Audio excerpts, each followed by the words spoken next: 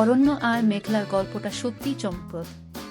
ছোট্ট শহরের সরল ছেলে অরণ্য, যার চোখের স্বপ্নগুলো ছিল সাদা কালো, আর বড়লোকের মেয়ে মেঘলা, যার জীবন ছিল রঙিন। তাদের প্রথম দেখা হয়েছিল এক ঝড় বৃষ্টির দিনে।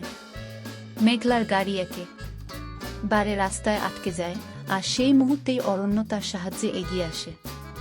মেঘলার ভেজা চুল আর অসহায় মুখ দেখে অরণ্যের মন কেমন করে ওঠে। সেদিনের পর থেকে তাদের দেখা সাক্ষাৎ বেড়েই চলে। মেঘলা অরণ্যের জীবনের গল্প শুনে তার সংগ্রামের কথা জানতে পারে। অরণ্য মেঘলার সরলতা আর নরম মন দেখে মুগ্ধ হয়। একদিন মেঘলা অরণ্যকে শহরের বাইরে এক সুন্দর ঝর্ণার পাশে নিয়ে যায়, যেখানে তারা দুজনেই নিজেদের মনের কথা বলে।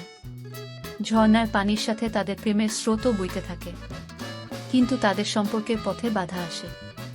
মেঘলার পরিবার চায় না মেঘলা একটা সাধারণ ছেলের সাথে সম্পর্ক রাখুক।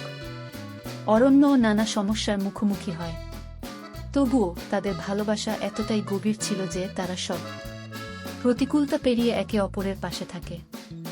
অবশেষে মেঘলার পরিবারের মন পরিবর্তন হয়। তারা বুঝতে পারে ভালোবাসার জন্য টাকা পয়সা নয়, বরং মনই আসল। অরণ্য আর মেঘলার বিয়ে হয়, আর তারা একসাথে তাদের স্বপ্নের জীবন শুরু করে। তাদের ভালোবাসা সত্যিই এক রূপকথার মতো, যেখানে সমস্ত বাধা পেরিয়ে সত্যি কারের ভালোবাসা বিজয়ী হয়। এই গল্পটা প্রমাণ করে সত্যিকারের ভালোবাসার সামনে কোনো বাধা টিকতে পারে না।